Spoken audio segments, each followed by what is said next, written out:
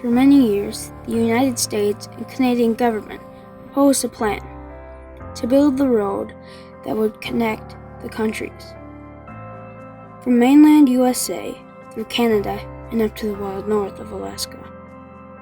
Suddenly, during World War II, war in the Pacific struck. Once the Aleutian Islands were attacked, the U.S. government began to develop concerns that Japan would also attack our northern borders of Alaska, creating vulnerability to our nation's safety. The U.S. and Canadian governments could no longer stall this project and immediately placed the building of the Alaskan Highway as a top priority. In the 1940s, Oswald and my great-grandmother Ruby had started the beginnings of a small family in Spring Grove, Minnesota. My great-grandfather was assisting his father, Olaf, on the family's 40-acre farm. Eventually, he found work as a road crew foreman for my great-great-uncle Pete Halverson.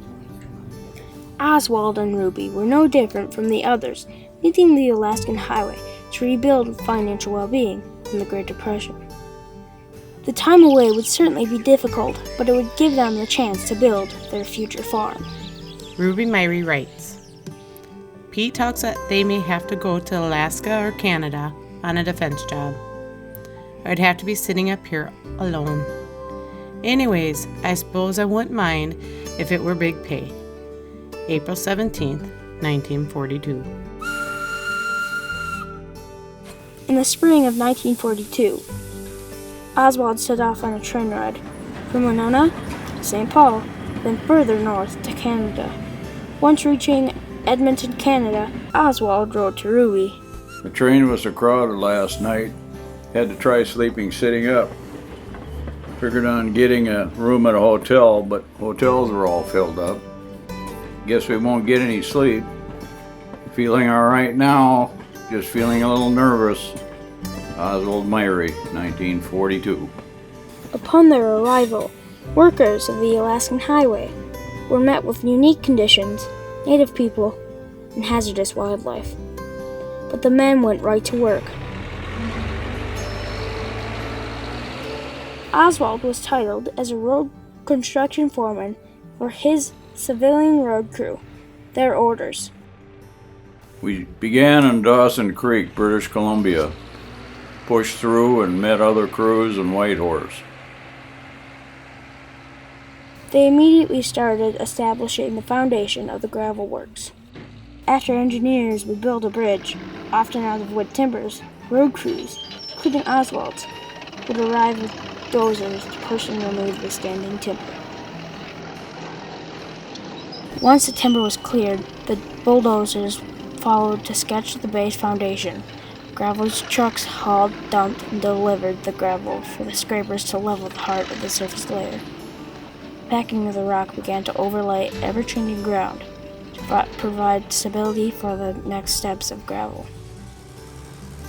The goal was to build a 24-foot wide road extending over 1,200 miles in a matter of months. Oswald managed the progression of the road and maintained the gravel quarry plant to keep roaring out the steady pace of gravel. There were days that men would be pushing trees and one would fall and hit the operator. In these days there were no safety bars or cabs to protect you. The job had to be done, so we'd pull the injured guy off, replace him immediately with a new crew member, Oswald Myhre. The workers had a race against time. Winter could soon arrive, and the operation would be drastically slowed. There were frigid nights, mud, rain, and wind that would chill them to the bone. Don Menzie, 1943. The threat of the northern border weighed heavy on all their minds. Each crew worked long shifts, rarely turning off equipment unless needing repair. Throughout the development of the road, men would encounter a variety of natives. Oswald rarely shared the Saga of the North, but he did speak of the humanity he provided. We were pushing through and came across a group of native Indians. starving and in need of food. We would spare what we could, giving them oranges and grapefruit. They were so hungry they would eat it whole, not even removing the peel. Oswald Myhre. In 7 months, 1,600 miles of road was laid. 200 bridges were constructed, and after 100,000 man-hours, the road was officially opened. Most men returned back to their homes, but Oswald remained. I remained back to rebuild and fix the equipment to working order. This had to be done before the equipment could be loaded on trains back to the U.S. Story from Oswald Myhre. Often, the family stories of Oswald were about his great wit, years of farming, and ability to tell any joke. For me, my great-grandfather was a hidden hero for keeping this country's borders safe. His many months of constructing the Alaskan Highway were difficult, but when he returned home, he enjoyed the moments with his family and built a family legacy that we can all be proud of.